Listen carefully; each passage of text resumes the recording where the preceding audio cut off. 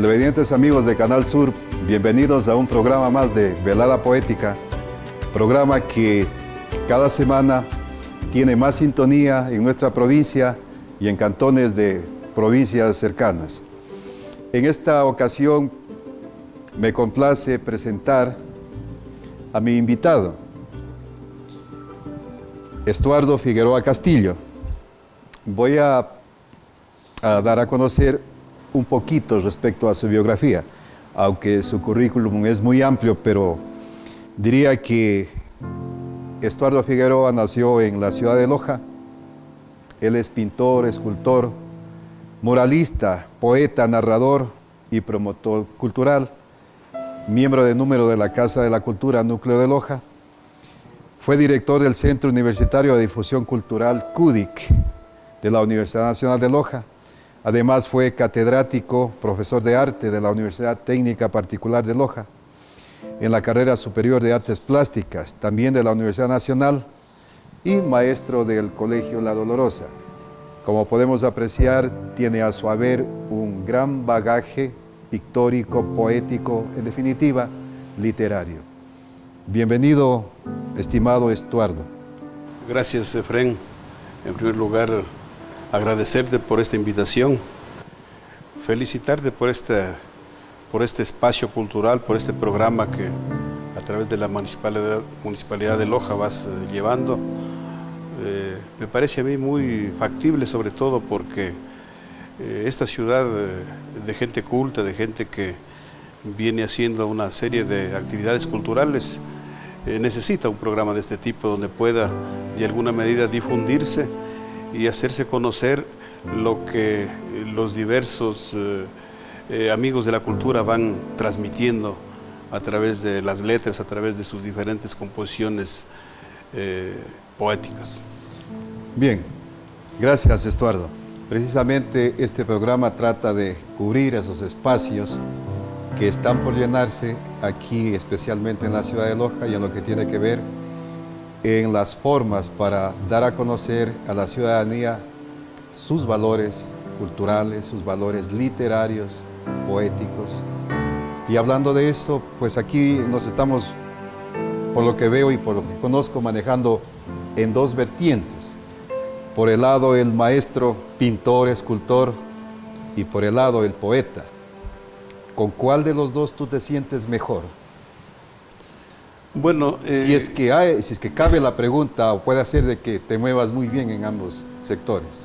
Yo creo que la actividad del ser humano de transmitir a través de la palabra, a través de la arcilla, a través del color, a través de las formas, a través del verso, transmitir lo que siente, lo que piensa, sus preocupaciones, sus vivencias, sus cosas, me parece sobre todo que eso ha ido fluyendo en mí y lo he ido haciendo de una manera espontánea en determinadas épocas. Entonces yo pienso que no voy a decir que quedo con una actividad, porque estoy inmerso o parte de mí son todas estas vertientes artísticas que me han permitido sobre todo ir alimentando día a día y seguir sobre todo en esta onda de querer hacer algo. ¿Y cuál vertiente artística fluyó primero? ¿La poesía, la literatura o la escultura, la pintura? La pintura, porque yo desde pequeño sé eso de estar garabateando, borroneando, manchando las paredes. Tuve la oportunidad yo de muy joven ir a la Facultad de Artes a estudiar pintura. Aquí en la Universidad Técnica Particular de Loja. Entonces, primeramente, luego de ir esbozando, haciendo pintura, uno tiene que a ese cuadro ponerle un título.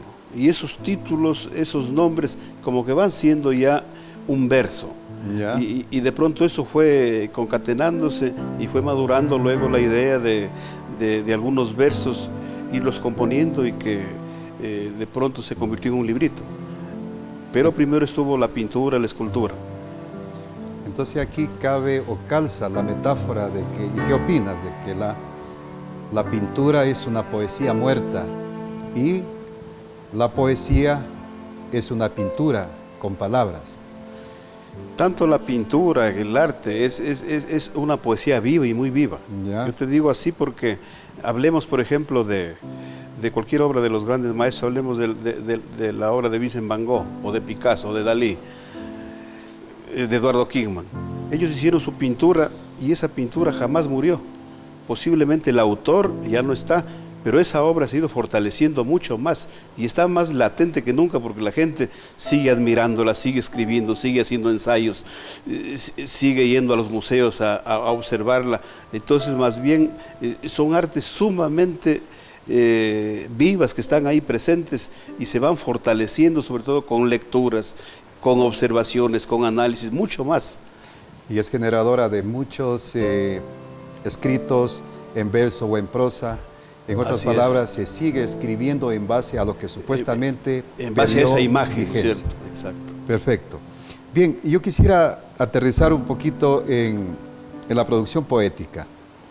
Veo que has traído algunas obras. Cuéntanos respecto a las obras que tienes en las manos. Bueno, yo he escrito poesía de tinte un poco protesta o social, también poesía amatoria, cuento, y en esas líneas me he ido manejando sobre todo porque son partes, la poesía es netamente casi vivencial, espiritual, es de uno, lo que uno le percibe de ese conflicto de todos los días, de esas vivencias que uno tiene. Entonces eso me ha ido motivando para escribir. Y me gustaría contar una anécdota. Claro que sí. Algún momento en La Paz me quedé sin dinero después de haber hecho una exposición que la embajada me había auspiciado. Y ahí se me ocurrió escribir algunos versos. Y ahí en el Salón Pompilio de Rojas se me ocurrió pidiéndole permiso al embajador porque son eventos sumamente disciplinados, sobre todo con mucho protocolo. Ajá. Entonces leí un poema y es el primer poema que había leído en mi vida y gustó y relacionaron que esa poesía iba con los trazos artísticos de la pintura. Entonces de ahí como que se me fue facilitando un poco para escribir sobre todo en esa línea y que va en la línea de la pintura también, a decir de la gente que ha comentado, que ha escrito, de los críticos o gente que ha opinado sobre todo de mi obra. Estoy seguro que la televidencia quiere escuchar un poema tuyo, Estuardo. Vamos a compartir. Voy a leer algo de este libro, sobre todo ahora que nos aproximamos al mes de la mujer, al Día de la Mujer. Ya. Quiero leer un poema de este libro, Me niego a pintar rosas. ¿Fue el primero dentro del género poético? Sí, es uno de los primeros, sí. Mujer, ¿cuántas veces me despierta un sollozo y pienso en ti?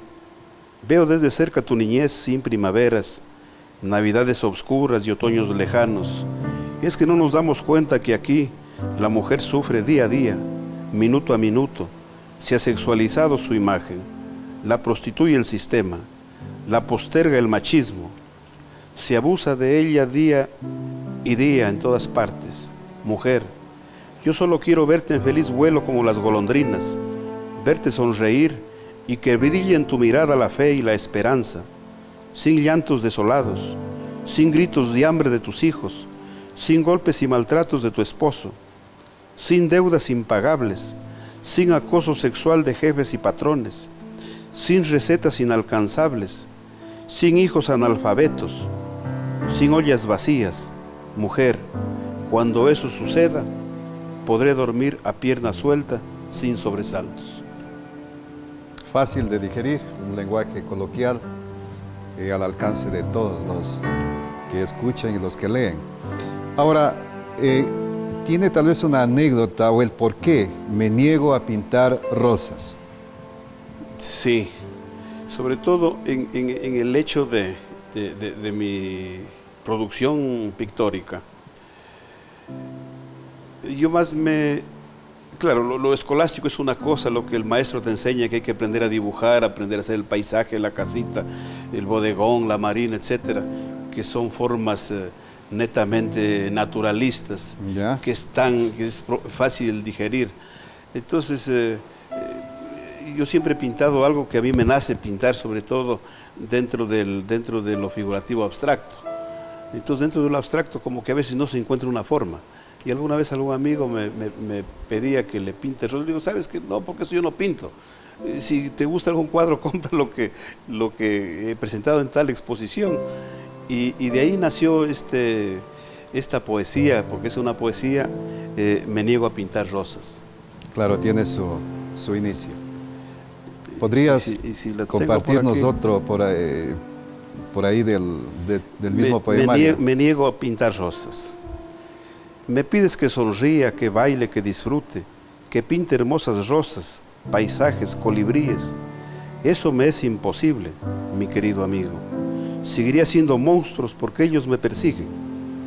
Vivo entre monstruos, sueño con monstruos, comulgo con monstruos, monstruos que nos graban impuestos día a día, monstruos que mancillan el honor de muchos niños, monstruos asesinos de uniforme, monstruos que desfalcan las arcas del Estado, monstruos que castigan a sus hijos, monstruos que siempre te extorsionan, monstruos que se preparan para la guerra, monstruos que te envenenan con la droga.